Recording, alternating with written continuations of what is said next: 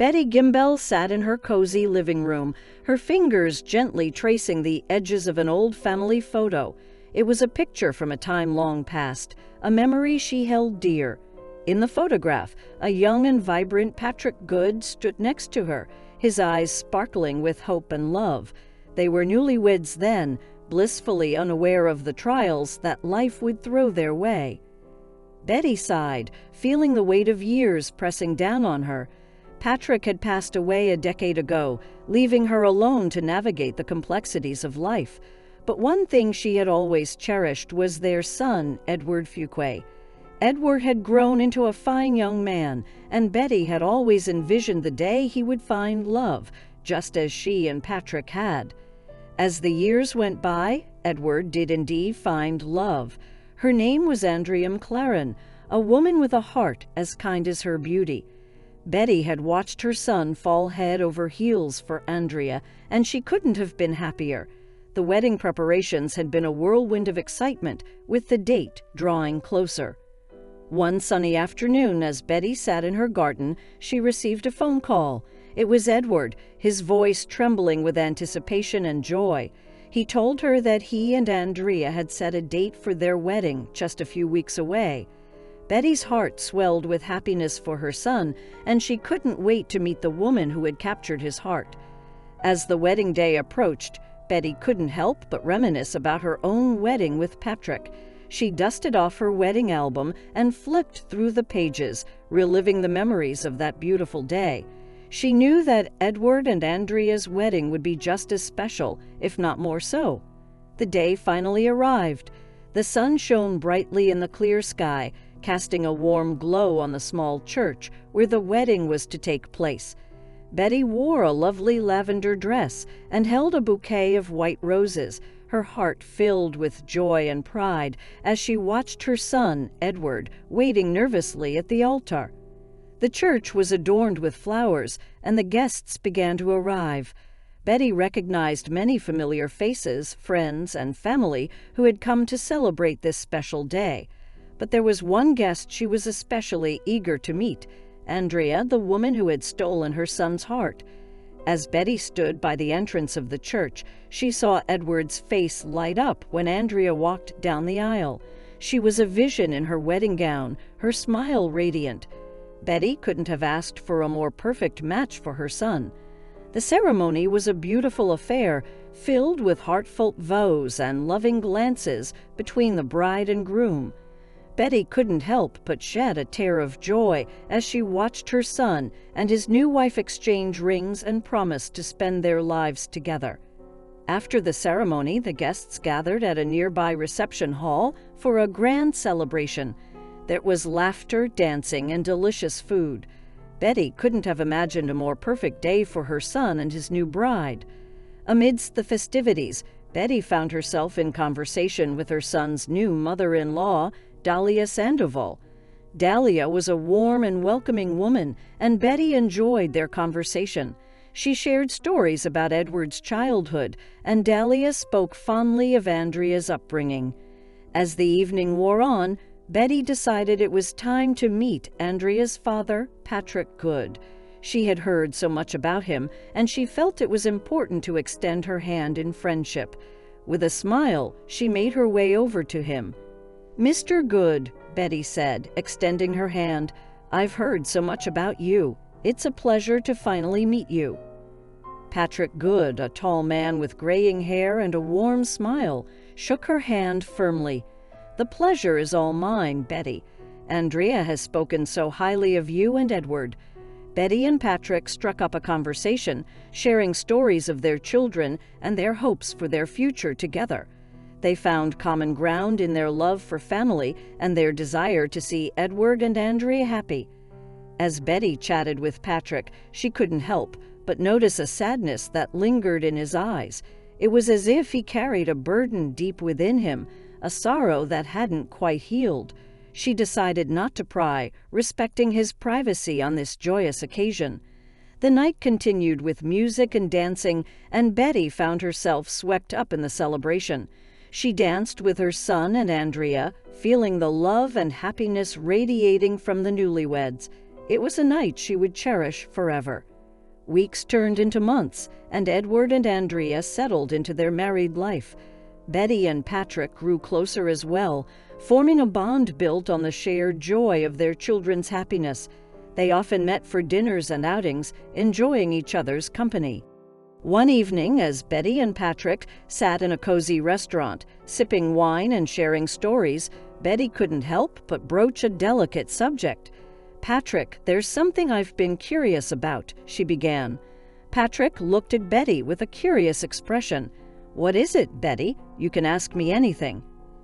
"Well," Betty hesitated, "I've noticed that you seem to carry a sadness in your eyes, something from the past, perhaps. Would you be willing to share your story with me?" Patrick's gaze turned distant for a moment, as if he were lost in thought. Then he sighed and looked back at Betty. "You're perceptive, Betty. There is a story, one that I've carried with me for many years." Betty leaned in, her curiosity piqued. "I'm here to listen, Patrick, whenever you're ready." With a deep breath, Patrick began to recount a tale that would unravel a secret and change the course of their lives forever. Patrick's story began in a small town, not too far from where they now sat. He told Betty about his first love, a woman named Jennifer, who had a face as beautiful as her spirit. Their love had been a whirlwind, and they had planned to spend their lives together. But fate, Patrick continued, his voice tinged with sadness, had other plans. "A terrible accident occurred just days before our wedding. Jennifer's face was disfigured, and she was forever changed." Betty listened intently, empathizing with the pain she could hear in Patrick's voice. "I can't imagine how difficult that must have been for both of you," she said softly. Patrick nodded, his eyes glistening with unshed tears. "It was heartbreaking, Betty. We tried to move forward, but the scars, both physical and emotional, ran deep. In the end, we couldn't make it work. Our love crumbled under the weight of our shattered dreams." Betty reached out and placed a reassuring hand on Patrick's. "I'm so sorry you had to go through that, Patrick. It must have been incredibly painful." Patrick managed a small smile. "Thank you, Betty. It was a long time ago, but the pain never truly goes away. Jennifer and I parted ways, and we both tried to find our own paths in life." Betty contemplated Patrick's story, realizing that there was more to it than met the eye. "And what happened next, Patrick?" Patrick hesitated for a moment, as if debating whether to reveal the rest of his story. Finally he spoke. "After Jennifer and I parted ways, I moved to a different city, hoping to start anew. It was there that I met Dahlia, Andrea's mother." Betty's eyes widened in surprise. "Dahlia, Andrea's mother?" Patrick nodded. "Yes, Betty. Dahlia and I fell in love and started a family together. We never spoke much about our pasts, choosing to focus on the present and our children." Betty couldn't help but feel a mix of emotions at Patrick's revelation. The connection between their families ran deeper than she had ever imagined. "That's quite a story, Patrick. Life has a way of weaving intricate paths, doesn't it?" Patrick smiled warmly at Betty. "Indeed it does, Betty. And now our families are connected in a beautiful way through Edward and Andrea's marriage. It's a testament to the resilience of love and the bonds that can form even after enduring hardships." As the months went by, Betty and Patrick's friendship deepened. They often found solace in each other's company, sharing their experiences as parents and their hopes for their children's futures. It was a connection they both cherished. One sunny afternoon, Betty received an unexpected phone call from Edward. His voice was filled with excitement as he shared some news with his mother. "Mom, Andrea and I are expecting our first child," Edward exclaimed. Betty couldn't contain her joy at the news. She congratulated her son and assured him that she would be there every step of the way. After the call, she couldn't help but share the news with Patrick when they met for dinner that evening. Patrick's eyes lit up with happiness upon hearing the news. "That's wonderful, Betty. A grandchild on the way. It's a blessing." As the months passed and Andrea's pregnancy progressed, the families became even closer. Betty and Dahlia shared stories of their own pregnancies and motherhood, offering advice and support to the expectant parents. One evening, as Betty and Patrick sat on the porch of Betty's home, sipping tea, a thought crossed Betty's mind. She turned to Patrick with a curious expression. "Patrick, I've been wondering about something." Patrick raised an eyebrow, curious about Betty's question. "What is it, Betty?" Betty hesitated for a moment before continuing. "I've heard so much about Andrea's mother, Dahlia, but I've never met her. Is she coming to visit soon?" Patrick's expression grew somber, and he took a sip of his tea before responding. "Betty, there's something I haven't told you about Dahlia. She's been very ill for a while now. It's a difficult situation." Betty's heart sank at Patrick's words. "I had no idea, Patrick. I'm so sorry to hear that. How is she doing?" Patrick sighed, his shoulders lumping slightly. "Dahlia's condition is deteriorating, Betty. It's a terminal illness, and we've been trying to make the most of the time we have left together as a family." Betty felt a rush of empathy for Patrick and his family. She reached out and placed a comforting hand on his shoulder. "I can't imagine how challenging this must be for all of you, Patrick." Patrick nodded, his eyes glistening with unshed tears. "It's been a difficult journey, but we're trying to stay strong for our children. They've been a source of light and hope in these dark times." Betty couldn't help but think about the interconnectedness of their lives. The joy of her son's upcoming child contrasted sharply with the pain of Dahlia's illness. Life had a way of presenting both happiness and sorrow in unexpected ways. As the weeks passed, Betty offered her support to Patrick and his family during Dahlia's illness. She visited their home, cooked meals, and provided a listening ear whenever they needed it. The bond between their families grew even stronger. One day, as Betty was visiting Patrick's family, she couldn't help but notice how Dahlia's face was concealed by a scarf, even indoors. It seemed unusual, but Betty didn't want to pry or make anyone uncomfortable. After her visit, Betty pondered over Dahlia's scarf, wondering if it was related to her illness. She decided to approach Patrick about it, concerned for Dahlia's well-being. "Patrick," Betty began gently, "I couldn't help but notice that Dahlia wears a scarf even indoors. Is it related to her illness?" Patrick sighed, his expression pained. "Yes, Betty. Dahlia's illness has left her face disfigured. She wears the scarf to hide it, even from our children." Betty's heart ached for Dahlia, knowing the emotional and physical pain she must be enduring. "Patrick, I want you to know that I'm here to support both you and Dahlia in any way I can." Patrick nodded gratefully. "Thank you, Betty. Your friendship means the world to us." As the days passed, Betty continued to offer her support to Patrick and Dahlia, doing her best to bring moments of joy and comfort to their lives. One evening, as Betty and Patrick sat in the dimly lit living room of Patrick's home, sipping tea, a somber atmosphere filled the room. Dahlia had retired to her bedroom early, her illness taking its toll on her energy. Patrick spoke in hushed tones, as if afraid to disturb the fragile peace that hung in the air. "Betty, I haven't told you this before, but Dahlia's illness has made her feel like a burden to our family. She's been carrying so much pain and guilt." Betty could see the anguish in Patrick's eyes, and it pained her to know that Dahlia was suffering emotionally as well as physically. "Patrick, you and Dahlia have been through so much together. She's not a burden. She's your wife, and you love her deeply." Patrick nodded, tears welling up in his eyes. "I know, Betty, but it's hard for her to see it that way. She's withdrawn from everyone, even our children, because she doesn't want them to see her like this." Betty knew that Dahlia's emotional pain was just as important as her physical suffering. She decided to talk to Dahlia, to let her know that she was not alone in this journey, and that there was love and support all around her. The following day, Betty sat down with Dahlia in her bedroom, the soft light filtering in through the curtains. Dahlia looked up, surprised to see Betty. "Dahlia," Betty began gently, "I want you to know that you're not alone in this. We all care about you and we want to help you through this difficult time."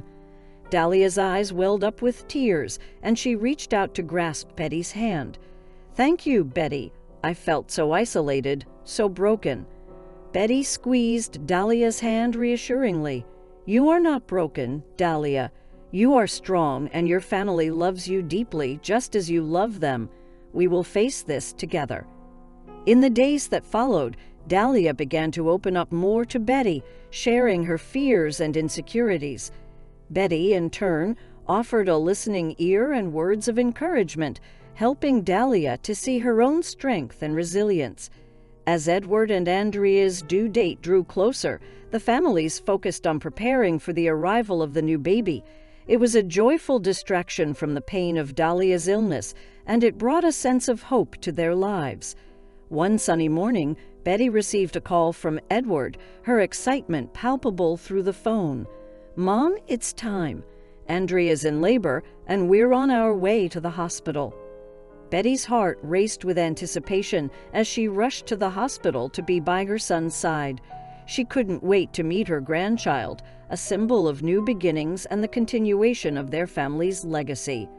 At the hospital, the waiting room was filled with a mixture of nervousness and excitement.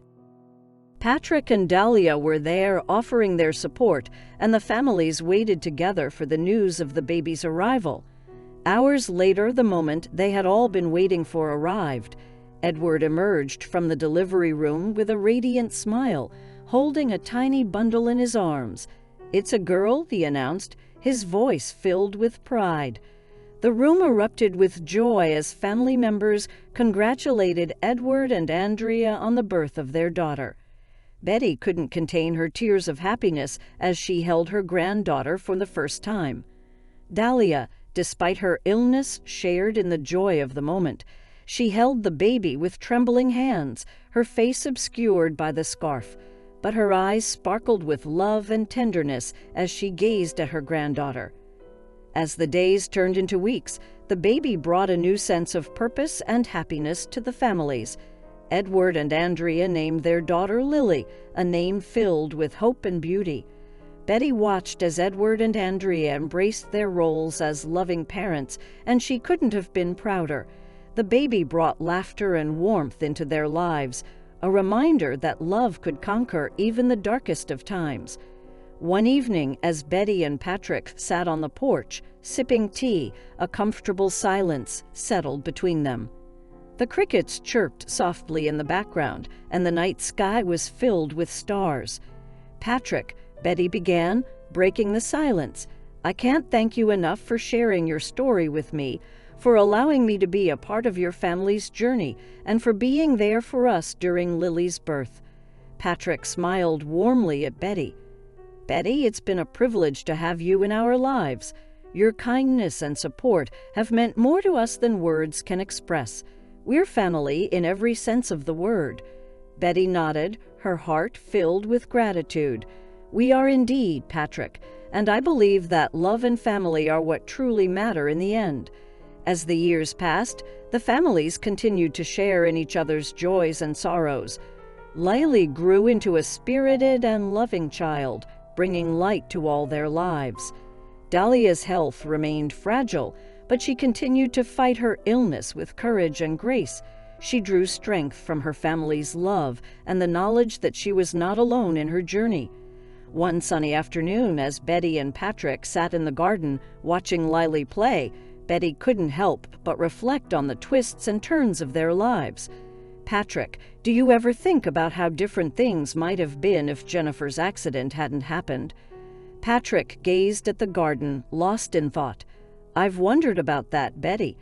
But I believe that life has a way of leading us down the paths we need to take. Our experiences, both joyful and painful, have shaped who we are today." Betty agreed, her eyes filled with a sense of acceptance and wisdom. "You're right, Patrick. Our journeys, though filled with challenges, have brought us to a place of love and connection, and that's something I cherish every day." As Betty and Patrick sat in the garden, they heard the sound of laughter and joy as Lily played with her parents. The sun bathed everything in a warm glow, and it was a perfect moment of contentment. Weeks turned into months and then years. Layli grew into a bright and compassionate young girl, surrounded by the love and support of her extended family. Betty and Patrick's friendship remained a steadfast anchor in their lives. One sunny afternoon, as Betty and Patrick were sipping tea on the porch, Edward approached them with a serious expression. "Mom, Patrick, there's something Andrea and I need to discuss with you." Betty and Patrick exchanged glances, their curiosity piqued. "Of course, Edward," Betty said, her heart racing with anticipation. "What is it?" Edward took a deep breath before speaking. "Andrea and I have been talking, and we've made a decision. We want to renew our vows and have a second wedding ceremony, a celebration of our love and the life we've built together." Betty and Patrick exchanged a knowing smile. It was a beautiful gesture, a reaffirmation of love and commitment. "That sounds wonderful, Edward," Betty replied. "We'll be there to support you every step of the way." The families began planning the second wedding ceremony with excitement and anticipation. It would be a joyous occasion, a testament to the enduring love that had brought them all together. As the day of the second wedding ceremony arrived, the families gathered at the same church where Edward and Andrea had been married years before. It was a beautiful full-circle moment, a celebration of love and resilience. Betty watched with tears in her eyes as Edward and Andrea renewed their vows, their love shining brighter than ever. The guests, friends, and family members filled the church with applause and well wishes. After the ceremony, as the families mingled and celebrated, Betty couldn't help but feel a profound sense of gratitude. Their journey had been marked by challenges and unexpected twists, but it had also been filled with love, support, and the beauty of connection. One moment stood out to Betty as particularly poignant. Dahlia, who had been sitting in the front row, had removed her scarf during the ceremony. She sat with her face fully exposed, her eyes filled with tears of joy as she witnessed her daughter's renewal of vows. Dahlia's decision to reveal her face was a symbol of her own renewal, a step toward accepting herself as she was. It was a powerful moment that brought tears to the eyes of many who witnessed it. As the reception continued, Betty approached Dahlia with a warm smile. "Dahlia, you look absolutely radiant during the ceremony. I'm so proud of you for being your true self." Dahlia's eyes shimmered with gratitude. "Thank you, Betty. Your support and friendship have meant the world to me." The night was filled with laughter, dancing, and heartfelt toasts. It was a celebration of love in all its forms, the love between a husband and wife, the love of parents for their children, and the love of friends who had become like family. As the evening drew to a close, Betty and Patrick sat on the porch once more, the quiet of the night surrounding them. The stars above shone brightly, casting a gentle glow on their faces. "Betty," Patrick began, his voice filled with emotion, "our journey has been filled with unexpected twists and turns, but it's brought us to a place of love and connection. I'm grateful for your friendship and for the bond our families share." Betty smiled, her heart filled with warmth. "Patrick, I couldn't agree more. Our lives have been intertwined in the most beautiful way, and I cherish the moments we've shared." As they sat in the quiet of the night, Betty and Patrick knew that their journey was far from over. Life would continue to present challenges and joys, but they had learned that love and family could weather any storm. And so the story of two families, brought together by love and the twists of fate, continued to unfold. It was a story of resilience, acceptance, and the beauty of connection. A story that would be passed down through the generations, a testament to the enduring power of love.